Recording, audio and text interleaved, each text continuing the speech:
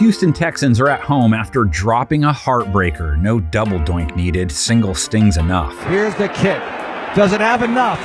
Amendola off the crossbar, no good. They welcome in the hottest team in the NFL. The Denver Broncos and their 5-game win streak are up next. And a pressure in the end zone and a sack. The safety for Zach Allen and the cherry on top. This is a heavyweight bout of sorts. Houston's high-powered offense facing an orange defense that's definitely crushing it at this point. No team has been able to scratch out 23 points against them in their last 6 games. First and 20, Dobbs arm, hits it through! It's intercepted! It's McMillan! First and goal for the Broncos! The turnaround their back end has undergone would have Lloyd and Harry's heads spinning. They've clearly been working out. Broncos' rating allowed over the first 4 weeks was over 130. It's now down to 96.3. Heaving it downfield, and it's intercepted! Picked off by Justin Simmons. A lot of lost rating weight lately, but can they keep it off after facing C.J. Stroud? He didn't win last week, but he shined in the loss, put them in a spot to go to OT. Over 300 yards, 2 TDs, no picks, rating over 115. Probably dropped his TD pass of the year. Stepping to his right now, winding back to the left side.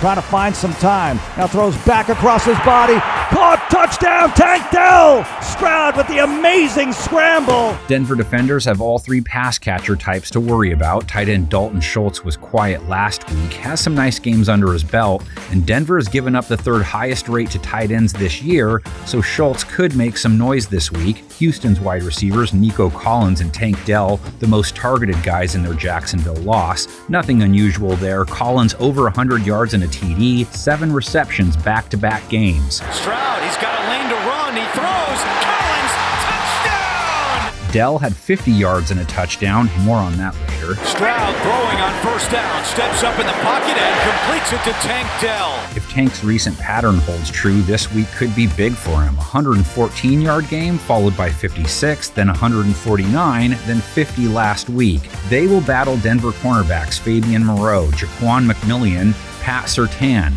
Since their post-Week 4 renaissance, none of those dudes has a rating allowed above 81. And looking for Reed, and incomplete with Surtain defending. Broncos DBs aren't used to getting much help from their pass rush either. Low sack total for 2023, but they did feast on Cleveland QBs 4 times last week. Walker under some heat. Down he goes.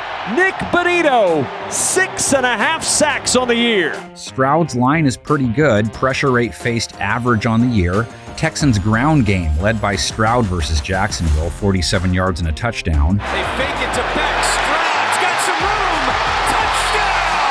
Touchdown! Devin Singletary went cold after 2 hot weeks. Don't be shocked if he heats up again, though. Denver's still a running back's dream. Last in yards per carry allowed to the position. Getting to the outside is Ford, and with good speed. Broncos formula: play good defense, contain the opposition, cobble just enough on offense for victory. Dancing around, buying some time. Wilson throwing on the run. Connects over the middle with Marvin Mims Jr. Week in and week out, we detail how the Russell Wilson Broncos passing attack doesn't jump off the page numerically. Same is true of Wilson's Week 12 numbers, and they produced the same winning result as the previous 4 games did. Here comes the pressure. Wilson floats it up. Jump ball. Cortland Sutton leaping for the catch at the 25. It's basically Wilson backyard footballing it. Cortland Sutton on the other end of most of his passes, 61 yards versus the Browns. Throws over the middle. It's Sutton down the sideline to the 5. Denver's recent passing outing was against an elite Cleveland secondary. Houston's is not. They gave up over 360 yards to Trevor Lawrence, almost 10 yards per attempt. They've not handled passing attacks great in 2023. Looking deep for Christian Kirk. He's got him. Kirk, stiff arm at the 10, 5, and he puts the ball out to the pylon. It would help if their pass rush could seal the deal more often. They have a high pressure rate, a low sack total, low QB hit total. They didn't bag Lawrence once. Lawrence defense pushing it down the field. It's Ridley. Wilson is typically easy to take down, but only one sack taken versus a Myles Garrett pass rush. They'd take that again. Wilson just pounced on. Faked the toss and didn't fake out number 6. Broncos ran the ball 39 times versus Cleveland, 169 yards, 4.3 a carry, 2 touchdowns. They'd take that again too. Pirine barreling forward to the goal line. Still waiting for the official word as the officials run in. Touchdown, Denver. That will be hard to replicate versus Houston, though. Their defensive strength is run defense, 3.6 yards per carry allowed for the year, top 3 good. Trapped in the backfield and brought down. Will Anderson, the rookie, makes the play. Last note, Stroud could have gone for 400 yards last week. Texans fans, now that you're good again, remember, the Madagascar Martys become way more annoying with their yellow laundry. Illegal shift.